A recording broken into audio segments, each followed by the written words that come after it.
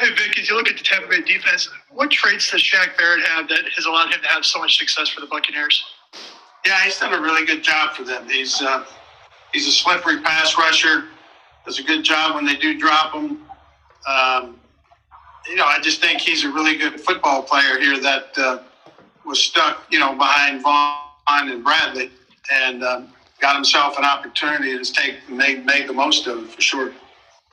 What up, YouTube world? It's Coffee, back talking some NFL headlines with y'all. Make sure to hit the comments. Let's talk, man. Playoffs just a couple weeks away. It's an exciting time. Lot going on, man. And you guys heard that clip there, right? That was Vic Fangio a couple years back. I think it was 2020, talking about, you heard him in a elusive, slippery rusher, who at the time of him speaking on it was, on the depth chart behind Von Miller, right? And that's Shaquille Barrett, man. And this dude has been no slouch in his career, his pretty long, illustrious career, which dates back to 2015, so like a 10-year career. But, this year he didn't really play, but that's the news here, is he may play, right, if a team picks him up. But 2015 with the Broncos, 5.5 sacks, 16 with the Broncos, 1.5, 17 with the Broncos, 4, 18 with Denver,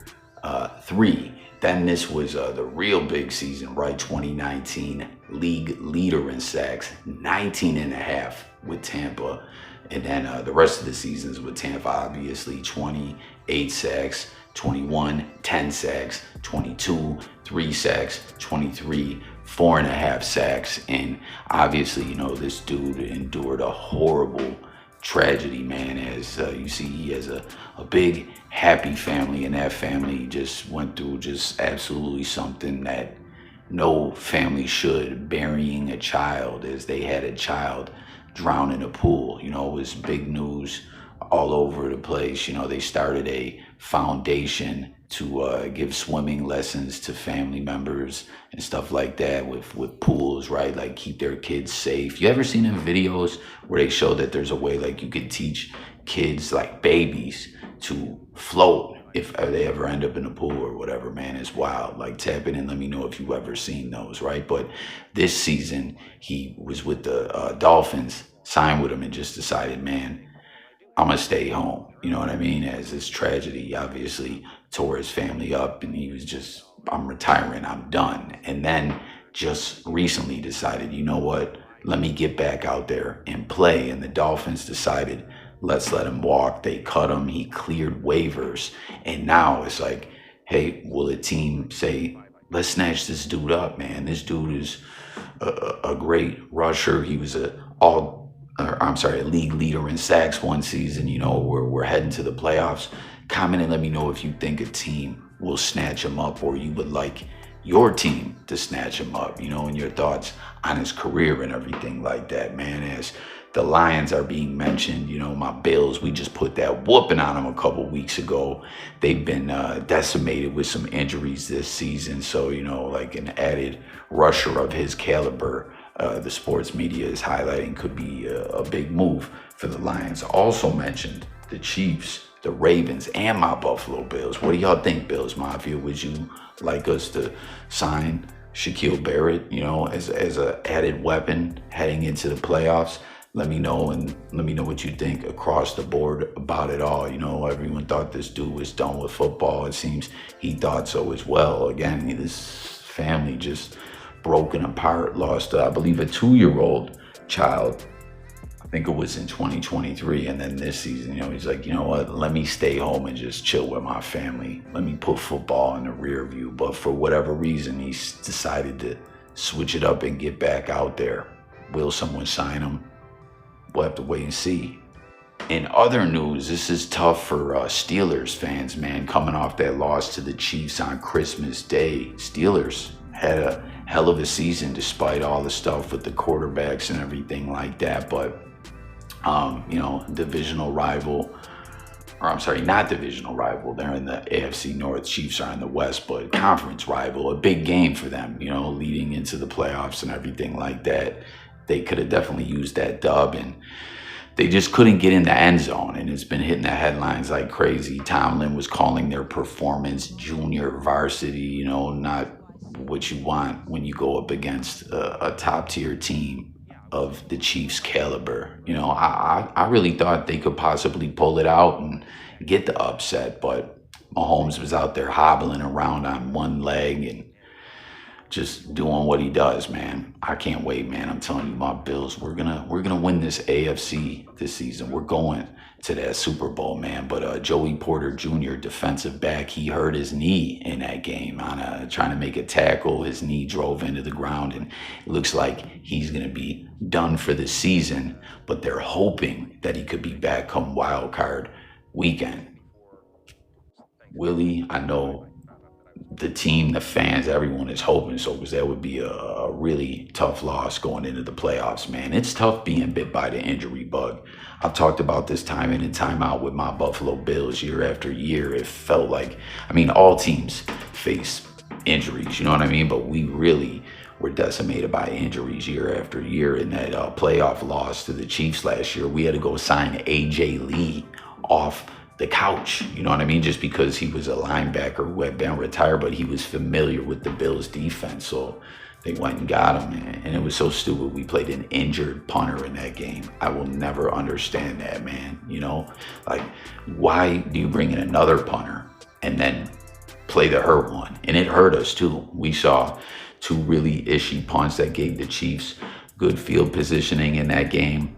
And then no question to me, that ludicrous fake punt that we went for with Damar Hamlin was motivated by our punter not being able to do a damn thing. It just was asinine. But this year, like coaching, everything, other than in I think that Texans game, there was one game where everyone was really on Sean McDermott's bumper. But since then, like the offensive coordinator, Brady, McDermott, on the defensive side of the ball, just everything, like it just has been tremendous. And it feels like the Bills are just peaking at prime time to be in prime position to make this playoff push, and we're relatively healthy. And with that being said, the last story we're talking about here is Micah Hyde, a safety who was like a heart and soul of this team. Him and Jordan Poyer, I called them the dynamic duo. It kept feeling like we were going to lose them over the last couple of seasons, but they kept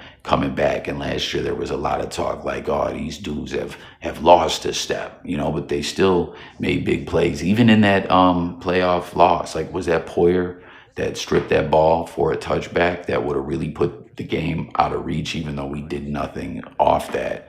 Like these dudes, though, like a lot of Bills fans loved them. They hated Poyer's wife, right, or girlfriend, or whatever the fuck you want to call her. You know what I mean? As obviously Poyer has gone on to Miami this year, which there was a lot of reports indicating that's where he was going last year. But we got one more year of Poyer and Hyde. Hyde had talked about the injury bug. This dude had been hurt year after year.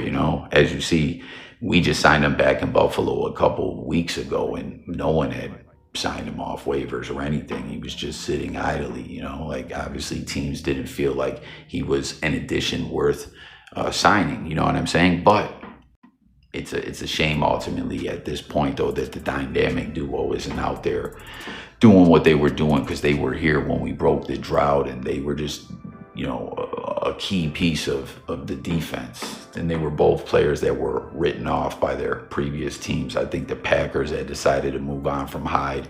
Poyer, was he with the Browns, I think, somewhere where he had a really bad injury, and they were like, this guy will never play again. And then both of them were solid safeties with the Bills for years. I said they were the best safety duo in the league in their prime with the Bills. They were always on the same page.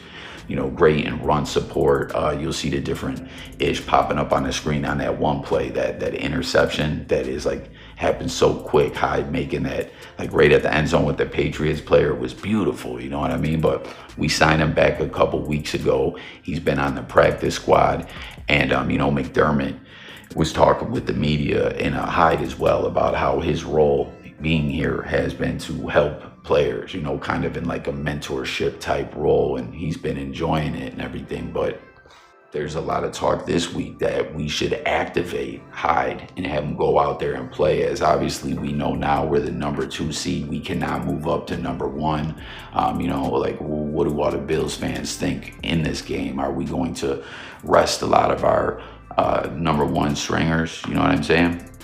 You guys remember that game 2018 or 19 when Fitz was still with the Finns and all they needed to get in was and they had like the best defense in the league that year, and all they needed to do to get in the playoffs was beat our 2nd and 3rd stringers. And what's his name had a fucking day out there. Isaiah McKenzie had 4 touchdowns, I think 2 return touchdowns, 2 as a receiver, and the Finns couldn't fluck with our bench. But like, what do you guys want to see happen, and what do you expect to see happen on my fellow Bills Mafia as far as the Bills staying healthy with these last 2 matchups? But it would make sense to address Poyer, as you see the reports here, right? Bills head coach Sean McDermott has indicated that veteran safety Micah Hyde is evolving into a significant role as he approaches the twilight of his playing career. Hyde, who had been a part of the practice squad, expressed his readiness to contribute when called upon. Coach McDermott emphasized that Hyde's current focus is on mentorship, guiding younger players. But you see here, right, like Buffalo Schefter on Twitter, that's a funny name for an account, right? You see the reports from Cameron Wolf, Bills linebacker Milano, and cornerback Rasul Douglas good to go Sunday versus Jets. I'd like to see them rest, right? But DBs, Hamlin, Taylor Rapp, and Cam Lewis, wide receiver Curtis Samuel are questionable. They're like, yo, is it time to put Hyde in there? I mean, why not with these injuries? Let Hyde play. Let the other guys rest up. Are we going to see Hyde or what? Fans are saying, please dress him for this game. But regardless, it's been good to have him back in town, Bills Mafia. Let me know if you feel the same and your thoughts across the board about this story, as well as the other topics we covered on this one. As always, it's all about chopping it up with y'all in the comments. What a season it's been, man. I really, really feel, man, our Bills are going to do the damn thing, y'all. But subscribe. Let's talk. I'll catch you on the next one. It's Coffee, talking music, news, sports, and more. And I'm out of here, y'all.